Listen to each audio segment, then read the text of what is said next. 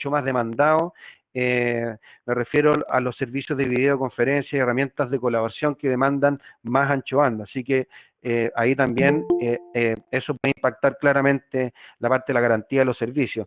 Y por supuesto también esta gran migración al teletrabajo también despierta el apetito de ataques, ¿no es cierto? Y hemos notado un incremento en los ataques que están haciendo, ¿no es cierto?, el cibercrimen para poder obtener algunos dividendos, ¿ya? Y ahí hay que tener cuidado porque estas cosas parecen mucho más cerca de lo que uno cree. Algunos hallazgos del benchmark de gestión de ciberseguridad el año pasado básicamente nos mostraban tres cosas. Ya desde el trabajo remoto después de octubre, del estallido social, uno ya venía observando que las organizaciones deseaban invertir más en prevención de riesgos o incidentes de ciberseguridad y estaban en ese orden: prevenir, mejorar las capacidades para detectar y defenderse, ¿no? Y esto, por supuesto, sumado al anterior, ha provocado un mayor énfasis en la cibereducación a los usuarios, porque justamente pasar desde el mundo presencial hacia el mundo virtual, tengo que tomar ciertos resguardos y preparar a los usuarios para que puedan usar correctamente los sistemas de manera tal de minimizar lo más posible los riesgos para la organización. Y por supuesto, han surgido producto de este traslado de lo presencial al mundo virtual del trabajo. Se requiere cumplir con la legislación que hoy está vigente y que se refiere precisamente al teletrabajo, y donde Andrés nos va a hacer el doble clic respecto de este tema.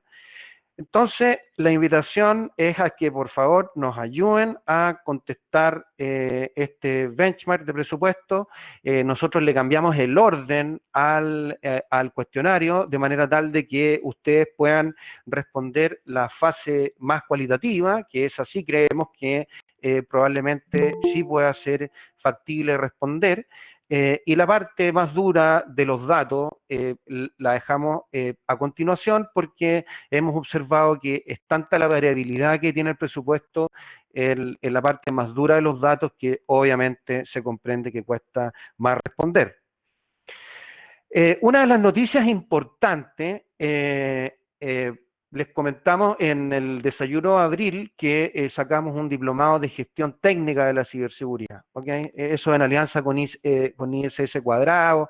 Estamos en proceso de afinación de firmas y pronto ya lo vamos a anunciar más formalmente. Y recientemente, hace menos de 2 semanas, nos aprobaron este diplomado que se llama Transformando y Desarrollando Organizaciones Exponenciales. Hoy día hay gran cantidad de variedad, hay mayor disponibilidad de tecnologías disruptivas, no solamente que me pueden ayudar a acompañar un proceso de transformación digital, sino que también a exponencializar la gestión.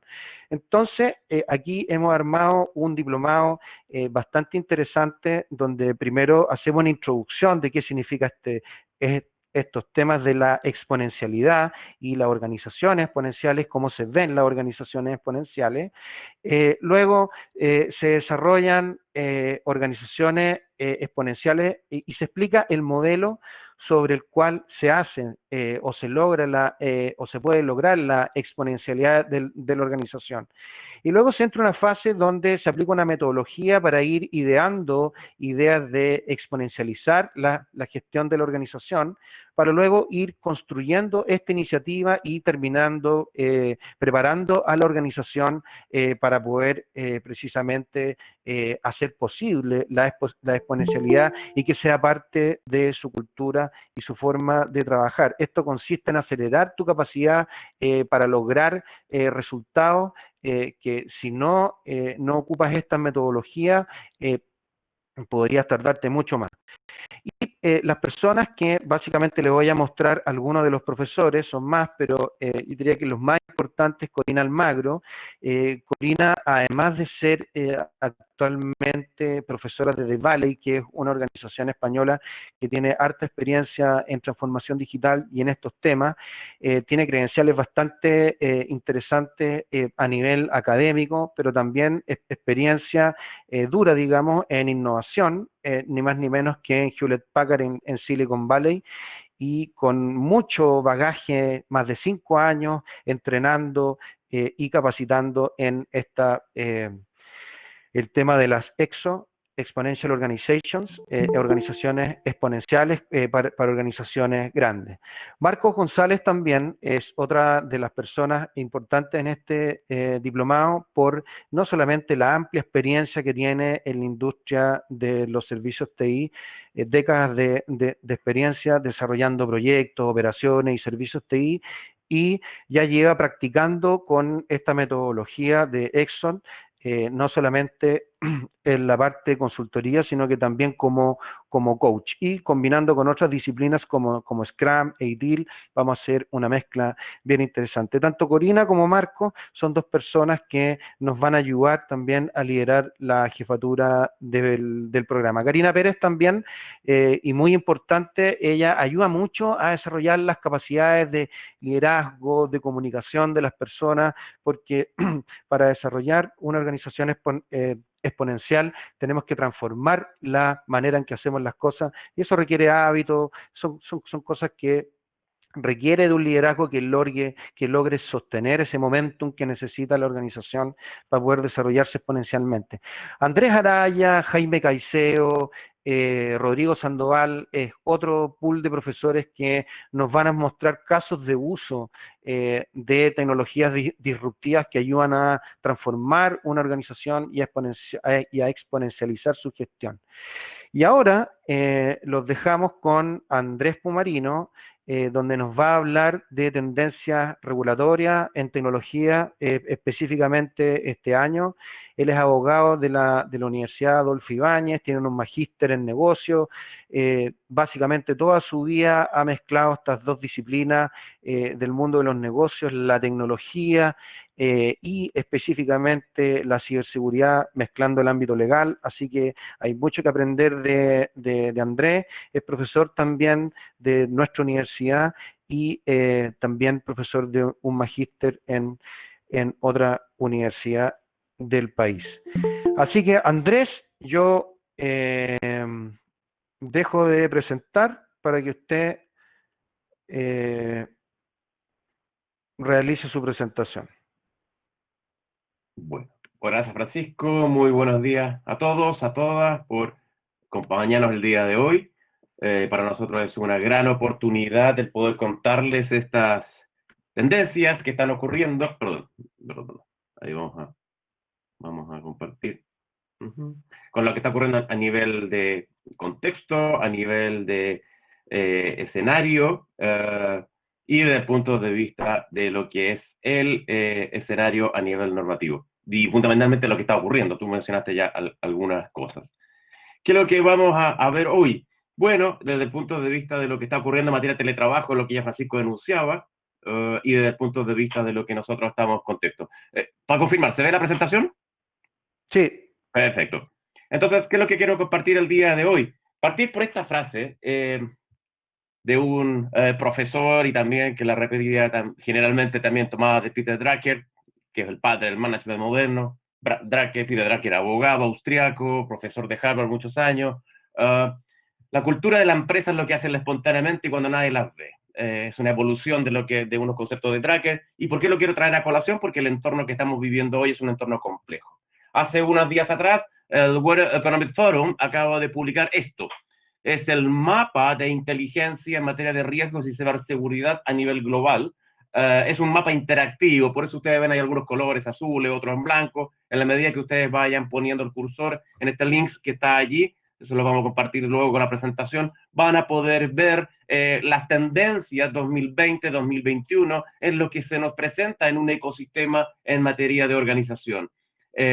Hoy día en la prensa, sin más decir, sale en el diario financiero que prácticamente venían trabajando muchas empresas en procesos de automatización. Todo esto, además, sumado al escenario de la crisis social del año pasado, más la pandemia que tenemos todavía por delante, varias semanas más, lamentablemente, en este contexto de cuarentena, desafía a las organizaciones. Y eso significa que se han generado un conjunto de cambios normativos que se están acelerando. Discusiones que llevaban 3 o 4 años han sido discusiones de semanas y muy rápido han sido aprobados. Una de ellas, la ley de teletrabajo, una adecuación normativa. Chile tenía una pequeña mención en el Código de Trabajo en materia de teletrabajo, pero ahora se nos han incorporado un conjunto de normas regulatorias que solamente están vistas bajo la perspectiva del derecho laboral.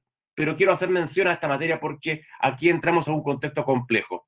Primero que todo, quiero ponerles en advertencia de que la ley entró en vigencia el 1 de abril y tienen las empresas que ya venían trabajando antes del 1 de abril, que ya venían teletrabajando, perdón, tienen un plazo de 3 meses contados del 1 de abril para adecuar sus procesos, para adecuar sus anexos de contratos. Me he encontrado con muchas empresas que aún no lo han hecho y por favor, este es un tema que requiere no solamente copiar un copy-paste de un anexo de contrato de trabajo o de teletrabajo, como vamos a ver ahora, sino requiere un poquito más de trabajo y fundamentalmente del área de tecnología. Por lo tanto, ojo aquí, primera nota, el plazo vence el 30 de junio, no se les olvide, adecuar contratos y anexos. Entonces, la ley que lo que hizo definió el contrato a distancia, el teletrabajo a distancia y el trabajo como teletrabajo. Dos modalidades. Solamente remarcar lo que más relevancia tiene en el mundo TI es el teletrabajo, es decir, servicios prestados remotamente a través de sistemas informáticos. Todo esto mirado bajo la perspectiva, bueno, ¿y dónde va a hacer teletrabajo? ¿Dónde lo hace el trabajador? El domicilio. El domicilio del trabajador. Puede ser otro, obviamente en un contexto no de pandemia, pero debe ser siempre a elección desde el punto de vista del trabajador. No se considera trabajo a distancia, perdón, no se considera teletrabajo si se ha prestado este servicio en lugares que designa el empleador. La ley lo dice expresamente. Por otra parte, hay una ventaja, esta modalidad de teletrabajo o trabajo a distancia, que son dos modalidades distintas, recuerden, teletrabajo solo tecnología, aquí hay la posibilidad de que si hoy estoy teletrabajando, puedo volver a la modalidad presencial, o viceversa, si estoy en presencial, puedo volver a teletrabajo cumpliendo con un aviso de 30 días de anticipación. Y esa relación laboral se notifica formalmente a través de un pacto por escrito. Respecto a la jornada de trabajo, bueno, las personas que estén haciendo teletrabajo se aplican a la regla general de las 45 horas a la semana. Eso es así. Pero, ¿qué ocurre respecto de las personas que están en el artículo 22? Y quiero hacer esta salvedad. Les comento, ya el legislador se dio cuenta que han habido abusos en materia de artículo 22 y por lo tanto ha puesto algunas restricciones. Una de esas es que las partes van a poder acordar que el teletrabajador quede excluido de la limitación de la jornada de trabajo y conforme al artículo 22, pero siempre va a tener que respetarse, primera advertencia que hace el legislador, derecho de desconexión. Hemos visto muchos abusos años anteriores, desde el año pasado, antes de la crisis que partió el tema de teletrabajo, en que a cualquier hora se comunicaba, y esto ha ido presionando al legislador para regular el artículo 22. Este es el primer aviso. Les comento que viene un segundo aviso, donde se está discutiendo hoy en el Congreso que el artículo 22 se restrinja, y particularmente, dado los abusos que han habido del artículo 22, va a tener que las empresas inscribirse para poder realizar o inscribir a alguien en el artículo 22. Se van a tener que ir en la dirección del trabajo. Esto es un procedimiento que se está discutiendo en el Congreso conjuntamente con la reducción de horas de 45 a 40 horas. Así que esa se podría hacer la segunda limitación que sea aprobada por el Congreso. Pero lo que está aprobado es lo que está aquí, en que si el trabajador, o se presumirá que el trabajador está afecto a una jornada ordinaria, cuando el empleador ejerce una supervisión o control.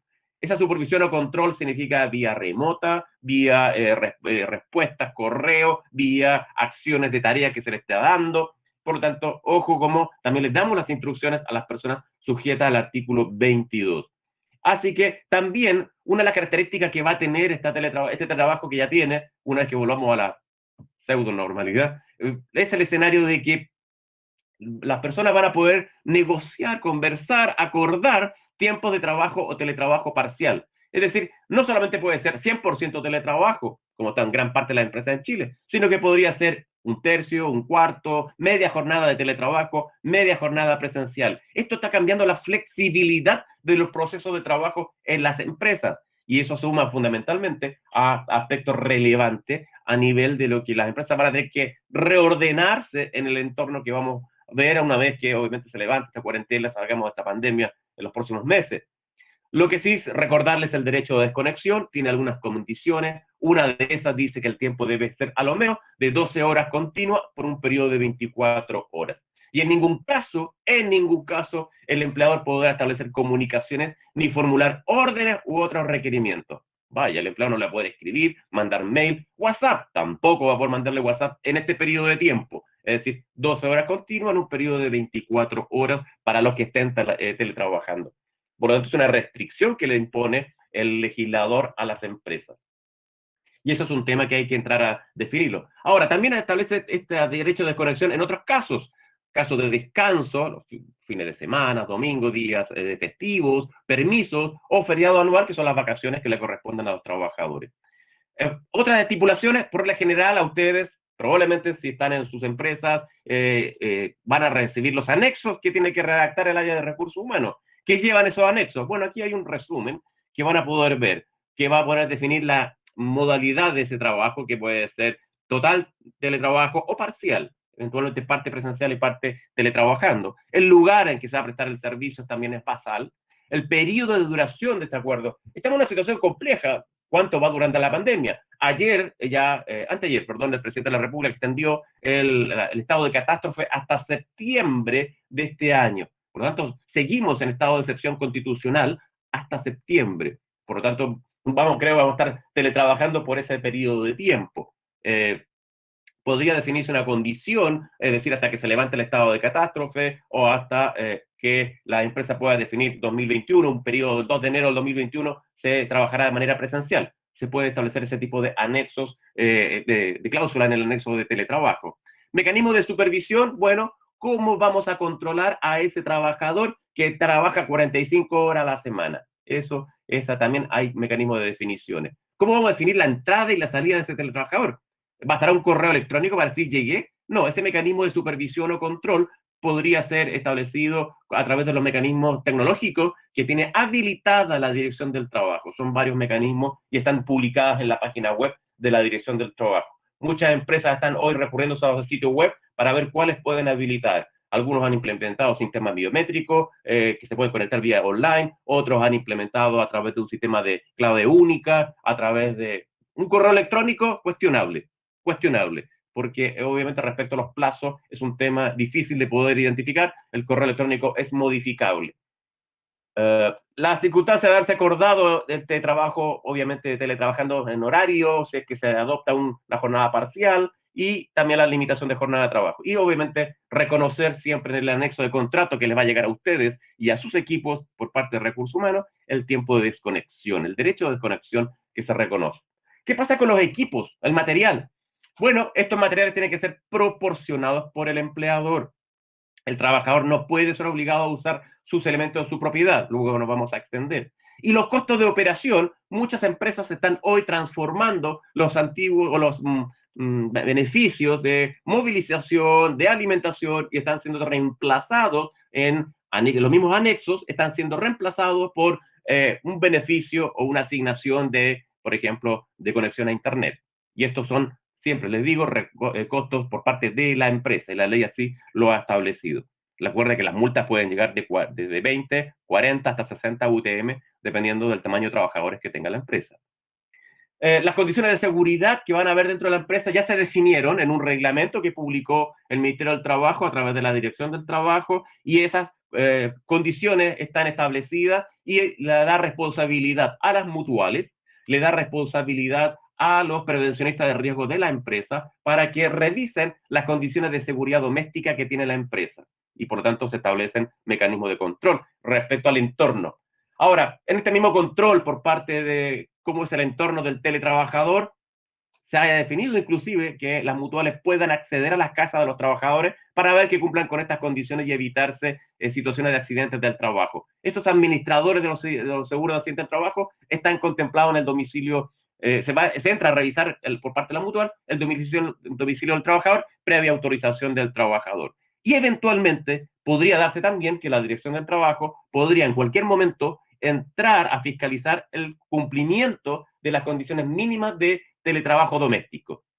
Conversando con algunos colegas y con gente de la Dirección del Trabajo y inclusive con el subsecretario en algún minuto, no es algo que está dentro de las prioridades comenzar a fiscalizar, hay otras prioridades aún, pero esto es un tema que el segundo semestre, generalmente tendiendo al final del segundo semestre, no me extrañaría que esto sea retomado con mayor énfasis por parte del regulador. Respecto a la protección de la salud, bueno, considerar que siempre la empresa tiene que informarle al trabajador, le debe explicar las condiciones de teletrabajo, debe hacer referencia a la capacitación al trabajador. Y aquí me quiero tomar lo que decía Francisco, el tema de las competencias digitales es brutalmente grande a nivel de la brecha que estamos encontrando. Hay gente que está muy avesada en el uso de teletrabajo, pero hay otros que derechamente dejan mucho que desear. No es un tema etario, no es un tema de profesión, a veces es un tema también de la formación, cómo vienen preparados muchos chicos o chicas nuevas que han entrado también a teletrabajar, pero también hay gente que ya lleva tiempo dentro de la organización y le ha costado adaptarse a este entorno. Hay que estar capacitando a los trabajadores en este nuevo contexto, eso es responsabilidad por ley de la empresa. Desde el punto de vista del deber de protección, de seguridad, bueno, si hay sindicatos, también tienen roles que jugar en esta materia y tienen que ser informados por el empleador correspondiente, le deben que informar a los sindicatos. Quiero agregar que la empresa no puede prohibir el acceso a los trabajadores. Si un trabajador quiere ir presencialmente a la empresa, no lo puede prohibir. Lo va a poder permitir ese acceso, claro, en un entorno normal. En un entorno hoy de contingencia social, obviamente habrá que ver, y desde el punto de vista de pandemia, tiene que ver muy bien esas variables de acceso, pero no le puede prohibir por regla general. E incluso no le puede prohibir al que esté teletrabajando, no se olviden de esto para cuando se levanten todas estas restricciones que estamos viviendo, no le puede prohibir el participar de actividades grupales, los típicos paseos, los asados, los eventos, las actividades que hace la empresa, no se pueden prohibir. Y todo el traslado siempre va a ser de gasto de la empresa. Todo el traslado de los trabajadores, la empresa tiene que prorratear y hacerse cargo de esos gastos. Ahora bien, le he dado brevemente descripciones de la ley no es muy larga, si alguien la quiere se la puedo hacer llegar a través de Francisco, pero tienen que presentar algunas condiciones operativas relevantes, eso lo manejan ustedes mejor que yo desde el punto de vista de las condiciones de operación.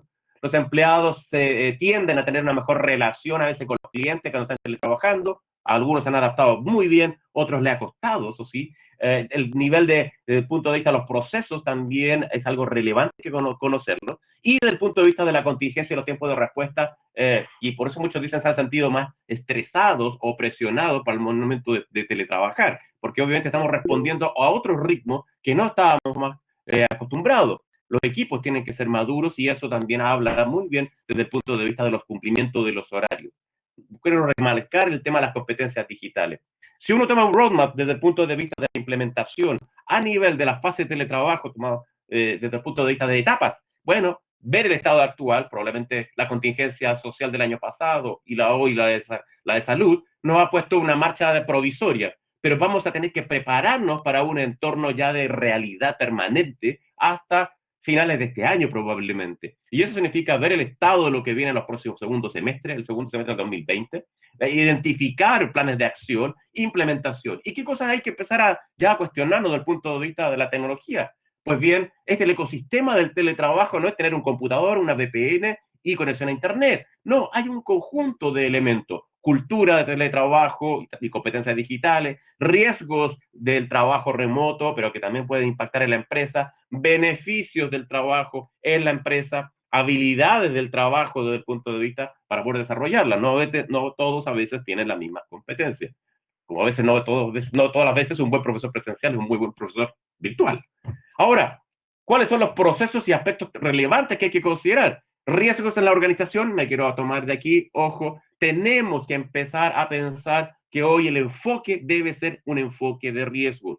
Ustedes como directivos, como gerentes, como responsables, son los llamados a entender este contexto. Les va a tocar administrar la complejidad, lo que algunos llaman un escenario variable, muy líquido, como habla Zygmunt Bauman, y un escenario desde el punto de vista de la incertidumbre. A ustedes les toca administrar la incertidumbre, a ustedes les va a tocar adecuarse a este contexto tan líquido. Y por lo tanto los aspectos financieros, la legislación, la capacidad técnica, todo este entorno van a tener que enfrentarlo. Van a tener que modelar a lo mejor las discusiones sobre un modelo de trabajo bring your own device, es decir, cada uno trae su equipo, pero recuerde que la ley de teletrabajo establece que la empresa tiene que poner el equipo, o la empresa tiene que poner además pagar el internet para el teletrabajo. Hay ahí un tema que hay que considerar. Hay que desplegar entonces un conjunto de análisis que quiero plantearles dentro de las siguientes láminas de las tareas que ustedes les van a venir y tienen que desarrollar. Por lo tanto, tomen nota de estas tareas. Y eso significa que van a tener que desarrollar un contexto a nivel global de teletrabajo. Constituir equipos de trabajo va a ser uno de los elementos basales. Ya los tienen probablemente, venían ustedes trabajando con ellos. Van a tener que ver cómo ese equipo protege los activos de información y tienen que leerlo levantado. Trabajando con algunas organizaciones del sector financiero, otras del sector salud, me he dado cuenta que no todos tienen levantado su activo de información. Las políticas de teletrabajo, una cosa es la ley, otra cosa, y ojo, la ley no hace ninguna referencia a aspectos técnicos ni tecnológicos. Por lo tanto, ustedes van a tener que cruzar las exigencias de la ley laboral con el área de recursos humanos y por otra parte con los temas técnicos. Mi recomendación, no dejar en manos de recursos humanos esas decisiones. Les puede traer serios problemas o dificultades durante este segundo semestre o primer semestre del 2021.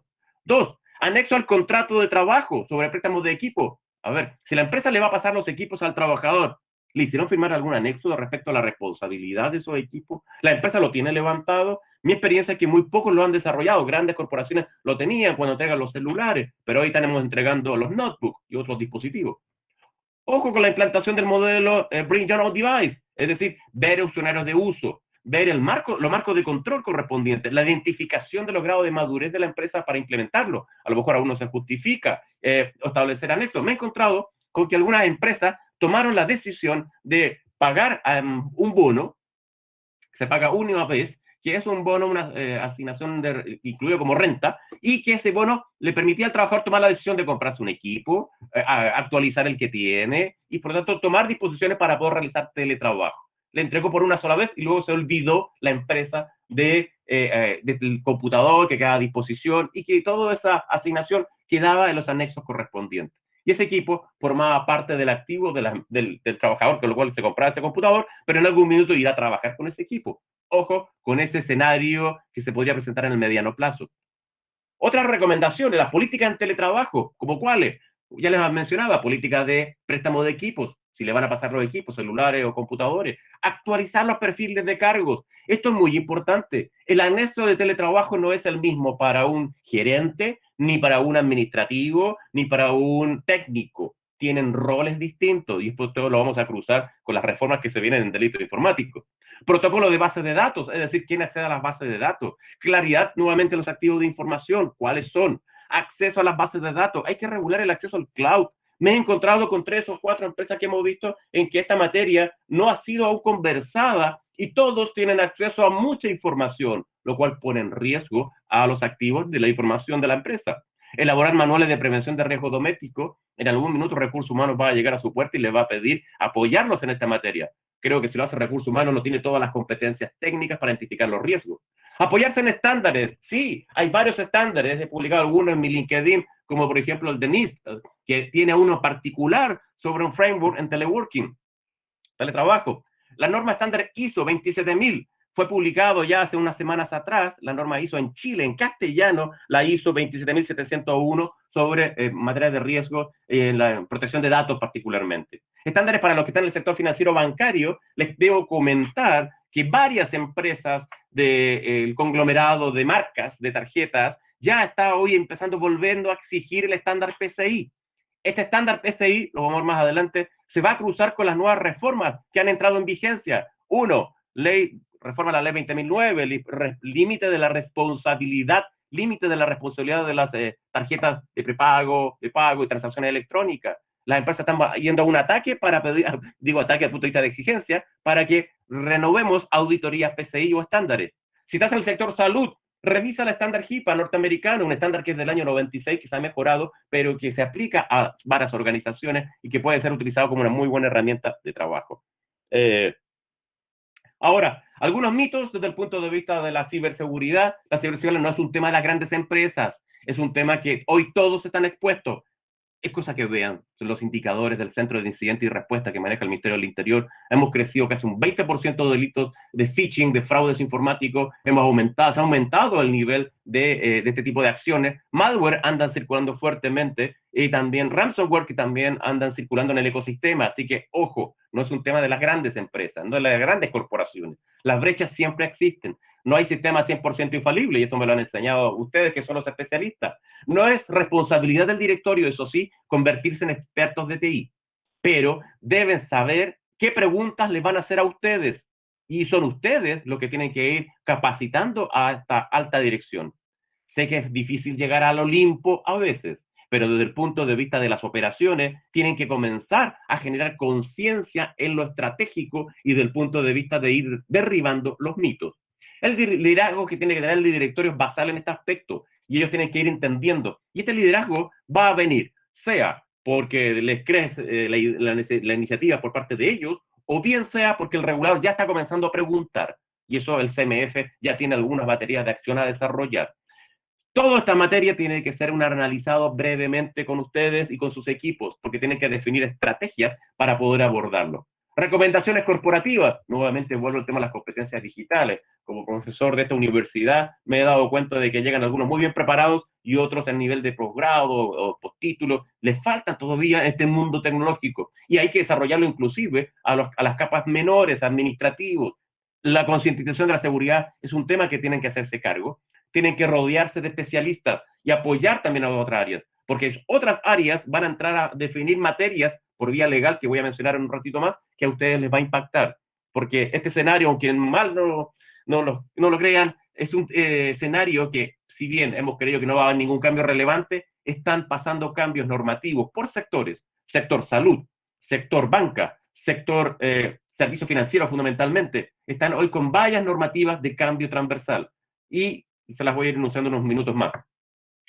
Se van a ir sumando directores independientes. Me he reunido con algunos directores en bancos fundamentalmente que vienen del mundo de la informática y asumen directorios, precisamente para suplir la falencia de, sin mirar en menos a los economistas o los abogados que a veces integran los directorios, para poder entrar a entender este lenguaje tecnológico. Y por último, los comités de los directorios de empresas se van a ir especializando. Esta es una recomendación que viene desde el año 2012, pero hoy se está haciendo una necesidad vital en las empresas. De lo que he dicho, uno, retengan que hoy los datos, ojo, aparte del tema de teletrabajo, los datos son hoy un activo relevante. Ya lo venía diciendo de The Economist, y esto lo ha usado varias veces a lámina. La ley de protección de datos viene con varias modificaciones. Aquí hay un resumen de lo que nosotros tenemos a la fecha de hoy. Desde el año 99 teníamos esta ley. Una ley que va con ciertos principios, pero que ha empezado a discutirse la reforma y que ya está en segundo trámite constitucional. Una reforma que va a generar a ustedes una carga de trabajo que, según proyecciones a nivel europeo, cuando se implementó el reglamento europeo, llegó a aumentar la carga de las áreas de TI, las áreas de auditoría y las áreas legales entre un 20 y un 25% más de trabajo, con el mismo sueldo. Pero, obviamente, esto significa que hay que desarrollar una perspectiva de mirar el entorno de la tecnología. La ley chilena tiene varias definiciones bastante amplias en materia de protección de datos, nos da un concepto desde el punto de vista de qué se entiende por datos.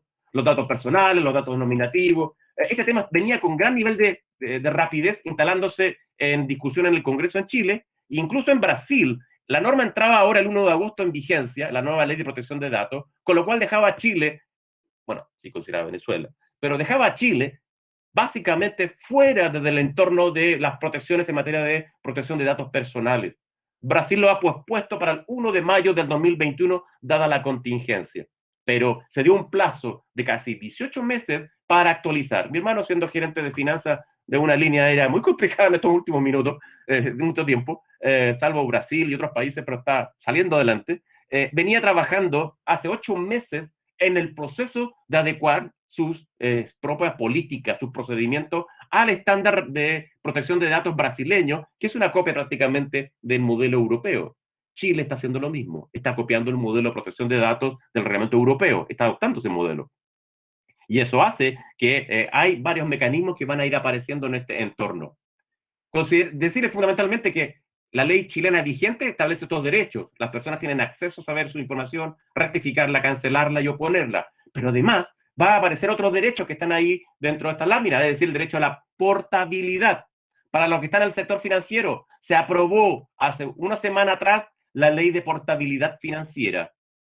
¿Y cómo los bancos van a intercambiarse esa información? El cliente del banco A quiere irse al banco Z. ¿Cómo el banco va a llevarse esos datos? Bueno, el regulador va a tener que definir. ¿Será acaso estándar XML o será otro estándar que se defina el regulador? Ese es un tema que va a comenzar. Los protocolos de seguridad, la protección de los datos personales de los clientes en este traspaso de un banco a otro.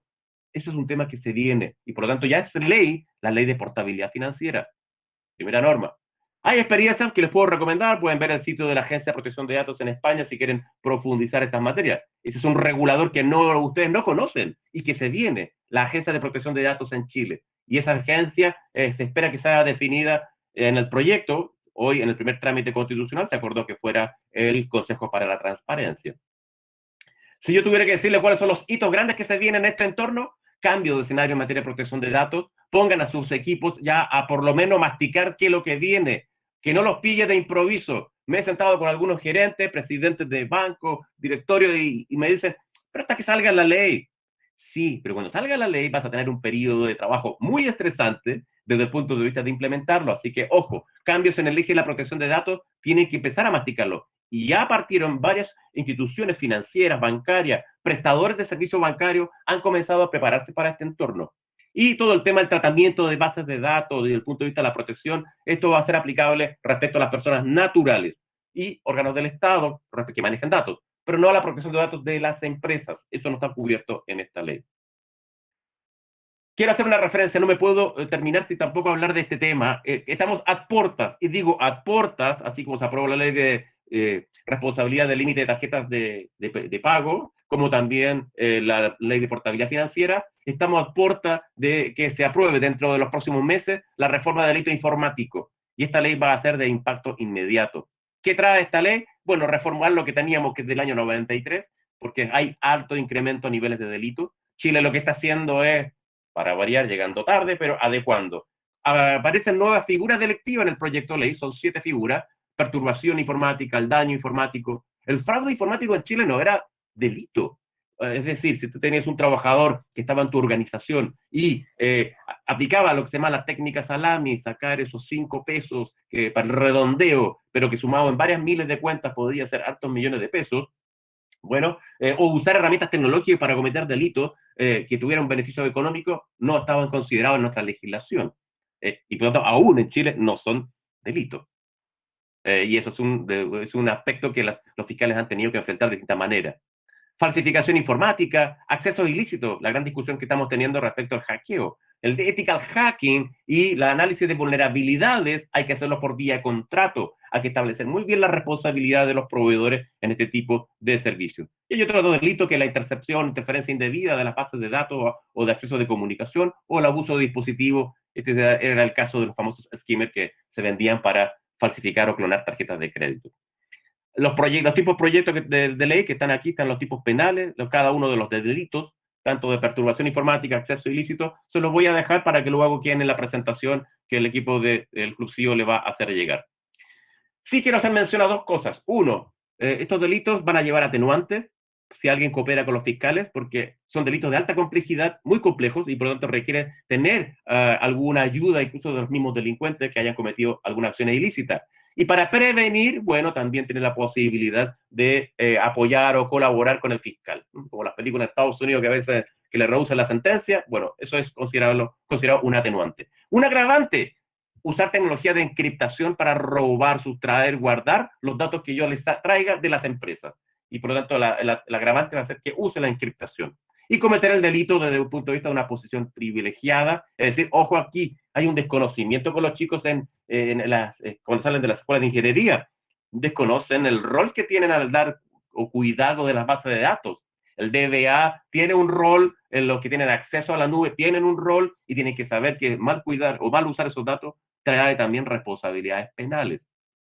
Y a las empresas que trabajan en el sector de teleco, de ISP, Ojo, que se ha puesto la condición de que van a tener que almacenar durante un año, en un plazo no inferior a un año, la información que tengan de sus clientes, las cuentas de pago, en fin, un conjunto de variables. Y lo más relevante que le duele a los directorios de empresas a partir de este proyecto de ley, que yo creo que va a ser el segundo semestre, eso ya lo han dicho varios senadores, se reforma la ley 20.393 y establece nuevas condiciones de responsabilidad. Todos los delitos que mencioné en la lámina anterior van a formar parte de la responsabilidad penal de las personas jurídicas. Entonces el legislador lo que está diciendo es, señor empresario, señora empresa, ¿por qué no se hace cargo también de cuidar los delitos informáticos, evitar que ocurran? Entonces cumpla con las condiciones de los modelos de prevención de delitos e incorpórelo en este contexto. Ya me he encontrado con varias empresas que están trabajando en este contexto de desarrollo. Así que ese es un escenario nuevo. Recomendaciones. Uno, preparémonos entonces para la reforma. Va a requerir un cambio en las organizaciones. Muchas empresas están trabajando hoy en procesos automatizados, muchas bases de datos.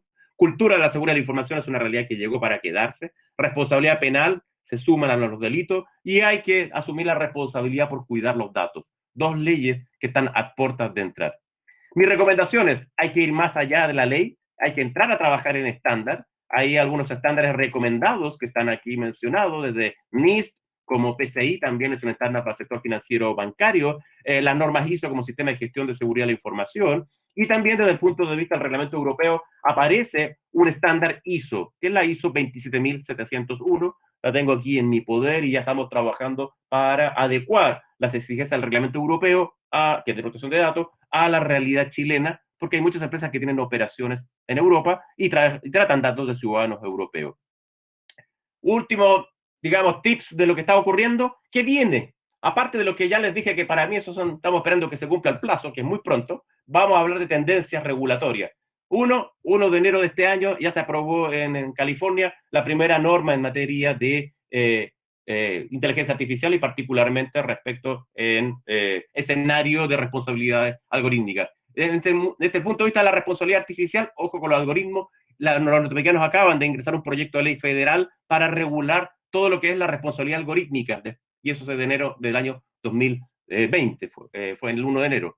Regulación de la tecnología IoT, ese es un tema que muchas empresas hoy están implementando en su proceso de transformación digital. También entró en vigencia en California ya una norma que entró en vigencia el 1 de enero de este año, una norma que trata fundamentalmente bajo el escenario de tecnología y las cosas. Y esto impacta a las empresas que en algún minuto ya van a comenzar a trabajar en tecnología 5G.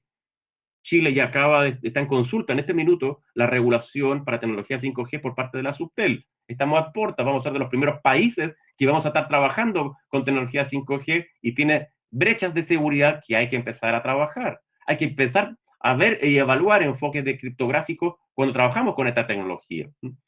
Y casos, fundamentalmente nos hemos encontrado con empresas en el sector SCADA que han tenido que hacer frente con técnicos obviamente trabajando, de las debilidades que tiene desde el punto de vista de implementar tecnología IoT en sus procesos productivos. Esa es una realidad que llegó. Ya hay regulaciones específicas, como les decía, que entraron en vigencia ahora el 1 de enero en Estados Unidos, California particularmente. Es una realidad que yo creo que en 3 años más Chile también va a tener que ir asumiéndolo en su proceso de reforma si quiere estar al día en lo que es el contexto de la revolución industrial que se está haciendo aceleradamente dada esta pandemia.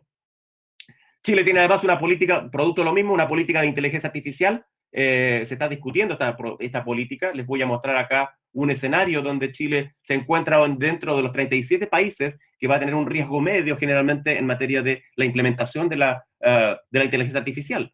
Lo que estamos viviendo ahora por pandemia está acelerando estos procesos, y eso se está viendo. Muchos están trabajando aceleradamente. He visto cómo se transforman empresas, departamentos de contabilidad, que están integrados por 20, 25 personas, hoy se han reducido a 2 o 3. No porque lo han desvinculado, sino que también antes de la crisis social estaban presupuestados implementar procesos de RPA, por ejemplo, de emisión de factura. Todo el proceso de facturación automatizado. Y riesgos a nivel de la inteligencia artificial que se viene según el Ministerio de Ciencia y Tecnología. Riesgos de rendimiento, de seguridad, de control, riesgos éticos respecto al uso de los datos. La inteligencia artificial se nutre de datos. Por eso es tan importante tener una regulación en materia de protección de datos. Riesgos económicos y la nueva brecha o riesgos sociales, que ya hemos tenido un problema el año pasado por todo el efecto social que hubo producto de los marginados a nivel de esta economía, pero también desde el punto de vista del entorno social, que hoy tenemos nuevos marginados.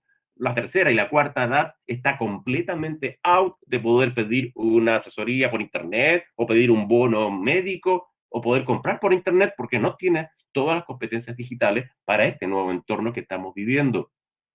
Infraestructura crítica, gran tema. Es un proyecto, el gobierno presentó un proyecto de ley que no le fue muy bien porque se centró fuertemente en el tema de la ciberdefensa y fundamentalmente de la infraestructura y administración de las Fuerzas Armadas. Este es un tema que en Chile tenemos que discutir. Necesitamos tener una definición nacional de infraestructura crítica. ¿Cuáles son? ¿Qué categorías son? Les voy a dar algunos ejemplos. En Estados Unidos, por ejemplo, desde el año 2001 se entiende un concepto bastante amplio. Podrían caber incluso los museos dentro de esa definición, pero desde el punto de vista de aquellos que dicen relación con la seguridad económica nacional, la salud o la seguridad pública. Todo este mundo de la definición norteamericana uno la puede ver, por ejemplo, en España, en que tiene más bien un enfoque de la ciberdefensa. Y esas definiciones se están hoy discutiendo en el proyecto que se está redactando en el Poder Ejecutivo para ingresarlo al Congreso con nuevas modificaciones, porque el proyecto que ingresó tuvo varias deficiencias y se está hoy ampliando la discusión de la infraestructura crítica. Chile tiene que darse esta discusión porque no podemos seguir operando en este entorno de no tener una regulación en materia de infraestructura crítica. Y transformación digital, este es un escenario que estamos viviendo. En noviembre pasado se dictó la ley 20.280, faltó un cero ahí, pero esta ley habla de la transformación digital del Estado. El Estado se puso como meta en 5 años, cero papel. El medio de intercomunicación entre el Estado y el ciudadano va a ser la clave única. Además de eso, hay un conjunto de exigencias. Todo va a ser en electrónico, excepcionalmente algunos temas en papel.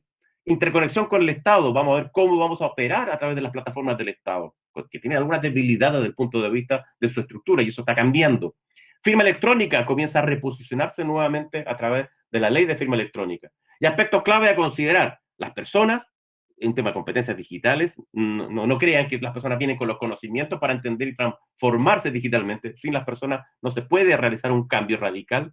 La nube, ojo con empezar a revisar las condiciones contractuales de los proveedores de la nube. Hay un tema de que muchos de esos contratos superan las exigencias a veces de la legislación local que tenemos, que es bastante pobre, o con estándares internacionales, o inclusive cuando modifiquemos la ley de protección de datos, no van a conversar en algunos temas.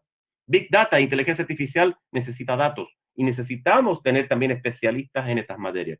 Y obviamente el trabajar por procesos es una realidad que llegó y me tocó trabajarlo en algún minuto dentro de una organización y hoy también se vive radicalmente que las empresas deben empezar a modelar sus procesos y ver dónde se pueden automatizar. Y brevemente para terminar, mostrarles qué se viene. Esto es como un clásico que hago ahora este año de las presentaciones porque les permito dar un mapeo. Ciberdelitos ya está dentro del proyecto de ley, está en su segundo trámite constitucional, así que es un tema que se viene. La ley de protección de datos, ya han habido algunas pequeñas modificaciones, por ejemplo, a prohibir el informe de deudas contraídas para financiar la educación superior, eso fue publicado, el proyecto de ley sigue avanzando. En telecomunicaciones ya está en consulta lo que es la resolución 60 para la tecnología 5G, y todo lo que es en materia de, se crea un comité interministerial de ciberseguridad en Chile, que ya está operando. En teletrabajo ya tenemos la ley operando, tenemos también algunas instrucciones respecto de cómo van a operar en materia de uso de firma electrónica, las empresas que están cotizando en bolsa, cómo pueden realizar las juntas de accionistas, qué condiciones tienen que tener para firmar los documentos, en fin, toda forma de trabajo remoto en las empresas que cotizan en bolsa está hoy con varias disposiciones por parte del regulador.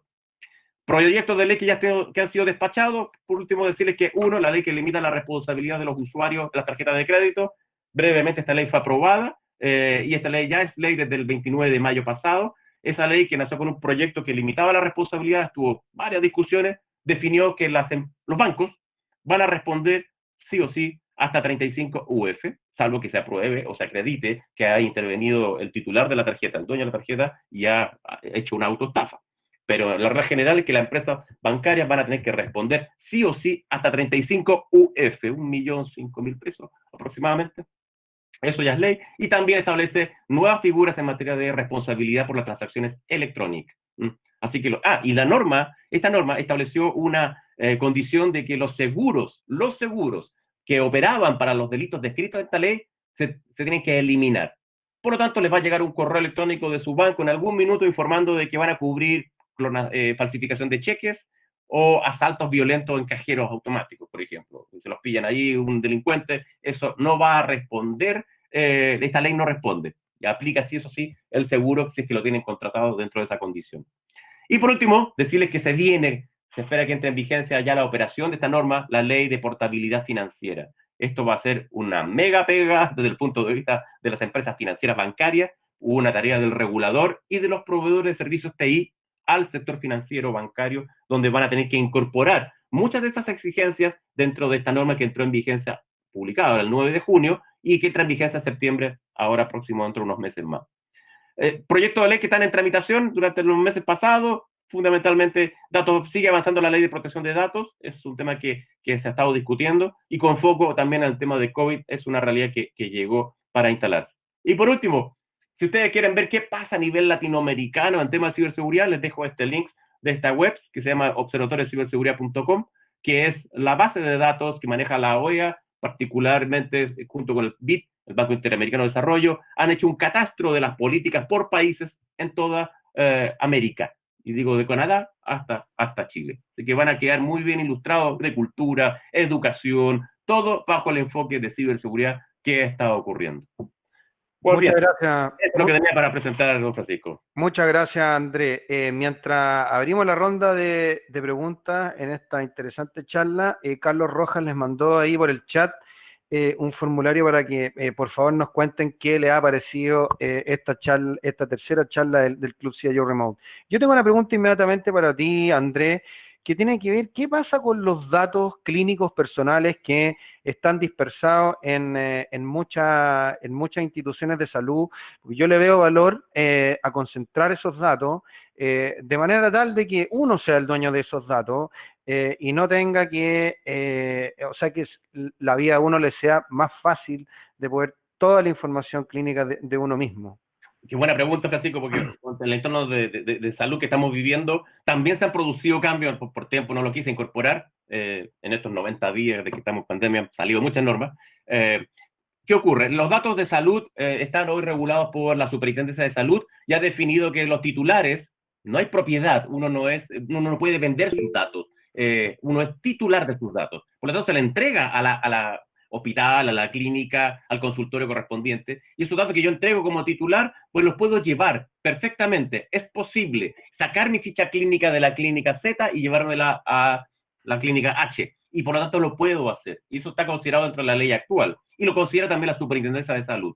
Desde el punto de vista, por ejemplo, en materia de esos datos de salud que se puedan consolidar, también hay una falta de regulación por parte de la superintendencia, que es el regulador. ¿Cómo salen esos datos? ¿Cómo se mantiene la privacidad? ¿Se enviarán por vía correo electrónico? O sea, cualquiera lo podría interceptar, claro que vayan encriptados. O estableceremos un protocolo. Eso todavía no ha entrado hoy en discusión. Pero ojo, ya hay una luz de esta materia. En el mes de abril, finales de abril de este año, se dictó la norma que regula la telemedicina en Chile. Y esa norma establece un conjunto de protocolos de seguridad, porque hay muchas clínicas que están hoy ofreciendo telemedicina, y esos protocolos están estableciendo mecanismos de seguridad desde el punto de vista de la encriptación, cómo es la relación paciente con el doctor o el médico, cómo son el tratamiento de los exámenes que se hacen. Esa circular está hoy circulando, ya está publicada, es un oficio que mandó la Superintendencia de Salud. Falta todavía por seguir desarrollando el resguardo del traspaso de las fichas médicas, como hoy se está discutiendo el tema de los datos financieros de un banco a otro producto de la portabilidad. Gracias, Andrés. No sé si alguien quiera realizar una pregunta. Francisco. Sí, adelante, Hola. Alfredo. Sí, Andrés, muy buena tu presentación. Una consulta. En la parte en que explicaste acerca de la modificación a la ley de los delitos informáticos, te entendí que el ente jurídico, la empresa, si no tomaba todas las medidas de precaución, también podía recibir algún tipo de sanción o amonestación. Ahora, si es así, si te entendí bien, la pregunta es la siguiente. ¿Eso en la cultura, en la sociedad chilena, no generará una desmotivación para que las empresas no denuncien sus delitos? Lo que ocurre es que en este escenario que la ley establece una figura de responsabilidad penal de las personas jurídicas. Es decir, las empresas que se vean en este contexto van a tener que asumir la condición de denuncia. Ojo que hoy la denuncia y obligarse a informar solamente le aplica a las empresas que están del sector financiero bancario, que tienen un plazo para informar los incidentes de 30 días. Pero, y aquí viene mi observación, es un tema de corto plazo. ¿Por qué? Mirando la experiencia internacional y esperando también algunas directrices del mismo regulador que está cada vez, se está capacitando fuertemente el CMF en estas materias, ojo, no me extrañaría que saque las normas RAN que ya están para el sector financiero bancario, la 27, la 28, la 29 y la 2010 por Basilea que yo detenía porque significa varios costos para la empresa bancaria, se congeló. Y si esas normas, que es del mismo CMF, recuerda que el CMF regula a la banca, ex super de banco lo absorbió, pero también va a regular a los que cotizan en bolsa.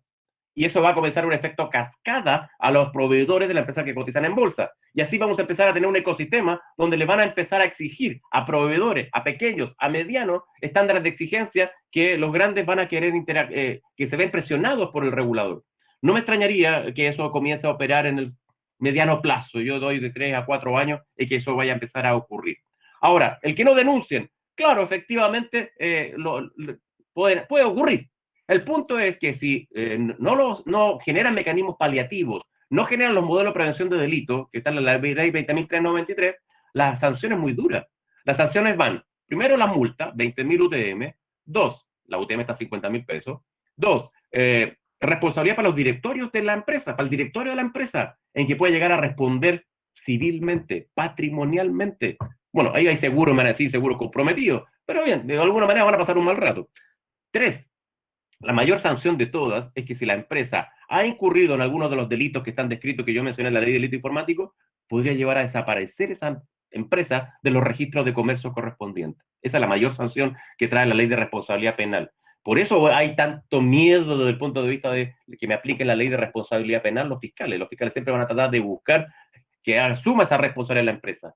El objetivo de la ley de responsabilidad penal de las personas jurídicas es endosar parte de las labores investigativas, de las labores de prevención que tiene el Estado, se las pasa también a los particulares, y particularmente a las empresas. Y esa tarea se busca que la desarrollen a través de acciones preventivas. ¿Alguna otra pregunta? ¿Alguien que se quiera animar?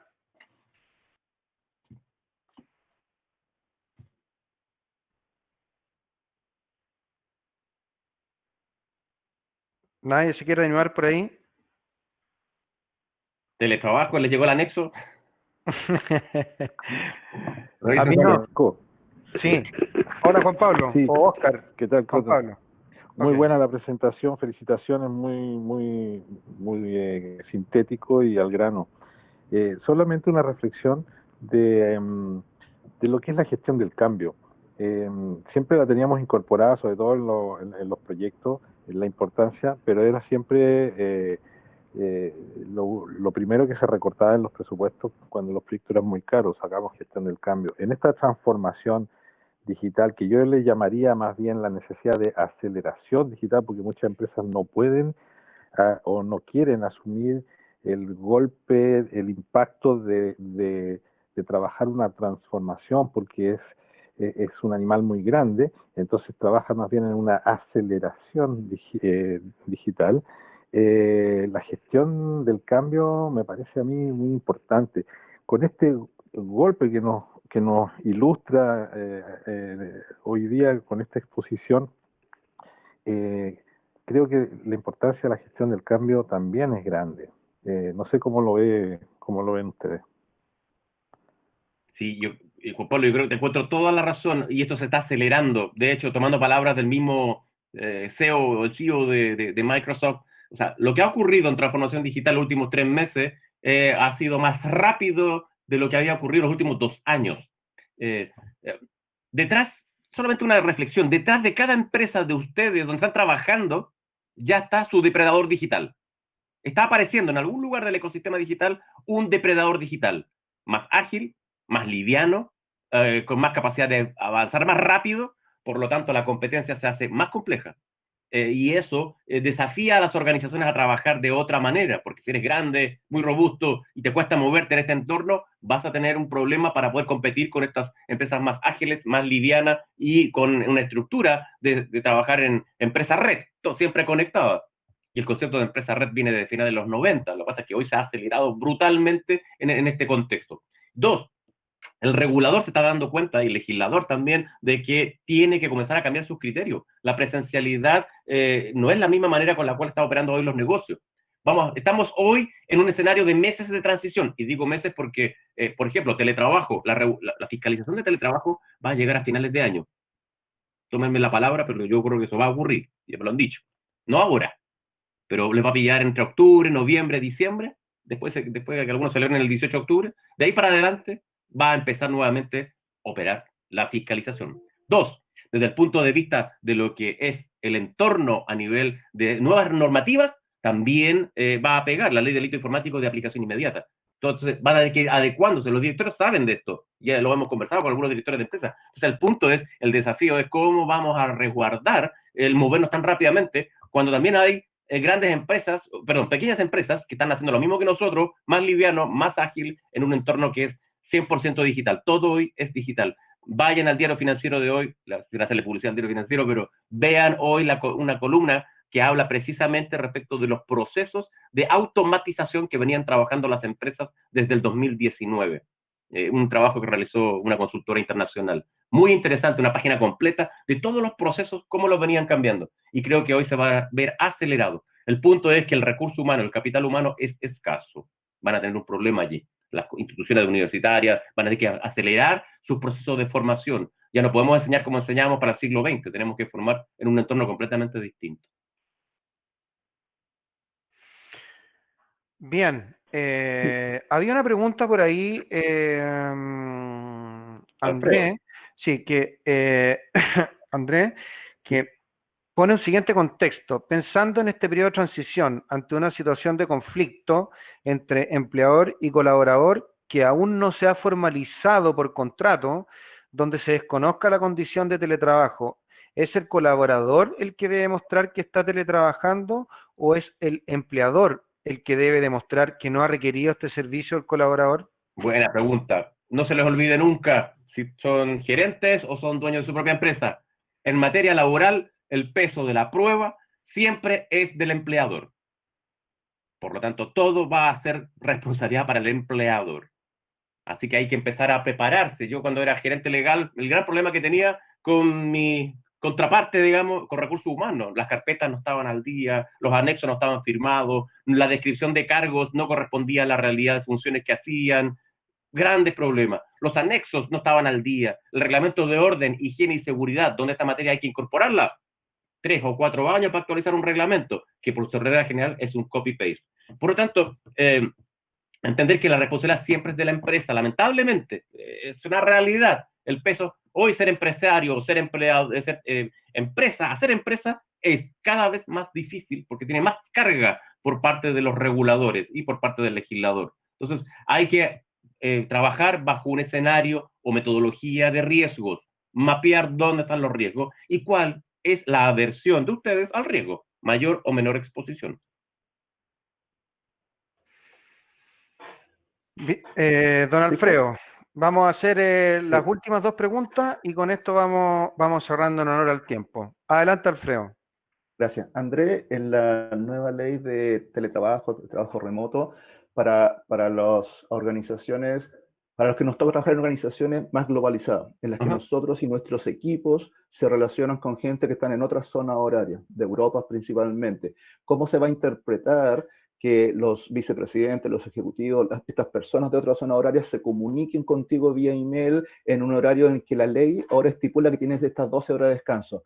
Se va a interpretar como que mi empleador está violando mi necesidad de descanso? Qué buena pregunta. Sí, efectivamente aquí el derecho de desconexión para las multinacionales que están con usos horarios distintos, vamos a tener que establecer un protocolo. Ese protocolo tiene que decir que la empresa chilena tiene sus trabajadores en este horario, sin perjuicio de que, dado que tiene relaciones con distintos continentes, Europa, Asia, van a tener que adecuar esa forma de trabajo al horario chileno. Recuerde que la norma que va a aplicar, por eso la ley dice son 12 horas continuas en un máximo de 24 horas, con un máximo de 24 horas, en ese entorno. Por lo tanto, en ese contexto la van a tener que definir de acuerdo a los usos horarios con los cuales mayormente tienen impacto. Si no pueden medir, no pueden gestionar. Por lo tanto, es importante medir cuántas son esas conexiones con Europa, con Asia, no sé, con África, si tienes, dependiendo, tienes oficinas o operaciones allá. Y ese protocolo tiene que formar parte del anexo que van a firmar los trabajadores, siempre por el pacto por escrito. Eso es un mayor consejo que un abogado le puede dar a una empresa, siempre por escrito. Gracias. Gracias. Bien, una última pregunta antes de cerrar. Yo tengo una pregunta. Viéndonos, Oscar, adelante. ¿Alcanza esta ley a cubrir el trabajo móvil, no desde la casa, es decir, en un escenario ya fuera del COVID, incluso trabajando en otra ciudad, en un work and coffee, incluso fuera de Chile? Sí, la respuesta es sí, Oscar. La norma que venía discutiéndose hace 5 años se aceleró por esto. De hecho, eso es lo que pretende. Con las condiciones que les comentaba en las presentaciones, que van a tener que definir un lugar, uno o varios, puedes decir uno o varios. Podrías tú a lo mejor elegir un cowork, pero no te lo puede pagar la empresa. Si lo paga la empresa, deja de ser desde el punto de vista de operación de teletrabajo. Podrías tú definir que vas a trabajar en una oficina particular y podrías estar moviéndote hacia esa oficina o en tu casa. Podrías coger uno, dos o más locales en los cuales tú podrías estar realizando teletrabajo. Y desde el punto de vista de operaciones fuera de Chile, claro, efectivamente, tu naturaleza de servicio, dado que vas a estar bajo el artículo 22, te va a permitir moverte, pero siempre y cuando corresponda a parte de las funciones con las cuales estás contratado. Tiene que estar en tu anexo. Ojo, hoy es el minuto que las empresas, yo sé, me consta que algunas lo están haciendo, otros todavía no, hay que empezar a revisar los anexos de contrato o los mismos contratos de trabajo si es que son muy recientes. Los anexos son los cambios que se vayan generando. Así que sí, Oscar, la norma fue creada para eso. Y cuando termine el COVID tiene una mirada de que se va a flexibilizar mucho más el trabajo. Así que el teletrabajo llegó para quedarse. Gracias. Muy bien. Bueno, darte las gracias, Andrés, por tu presentación. Ha sido bien interesante. Creo que es mejor empezar a prepararse desde ahora por todo lo que tú mencionaste que se viene. Hiciste una muy buena síntesis y con buenos tips para que nuestros CEOs empiecen a preparar. Vamos a cerrar esta tercera sesión de hoy día. Damos agradecimiento a nuestros partners, GTD, DXC, Sonda, Trend Micro y Avalora, que hacen posible que estos espacios se den, y por supuesto a nuestros media partners, la revista I+T y Trentic. Recuerden que el próximo 22 de julio Cristian Guerra nos va a hablar de la implementación de un framework de ciberseguridad.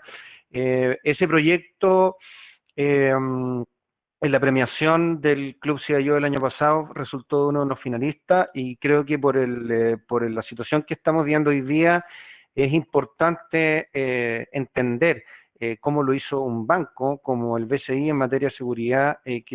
Sabemos que este banco tiene muy buenas prácticas al respecto, entonces sería muy bueno que todo el mundo las escuche.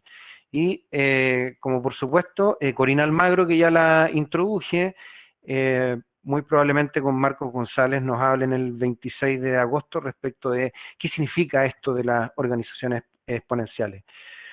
Así que sin más, les damos las gracias. Espero que tengan un muy buen resto del día, que pasen una muy buena semana y nos estaríamos viendo el próximo 22 de julio. Así que muy buenas tardes y nos estamos viendo. Y que estén muy bien y cuídense mucho. Muchas gracias. Cuídense, Chao, gracias. gracias a usted, gracias Andrés. Chao, chao. Muchas gracias. Muy buenas tardes. Gracias, que estén muy bien. Chao. Chao, muchas gracias.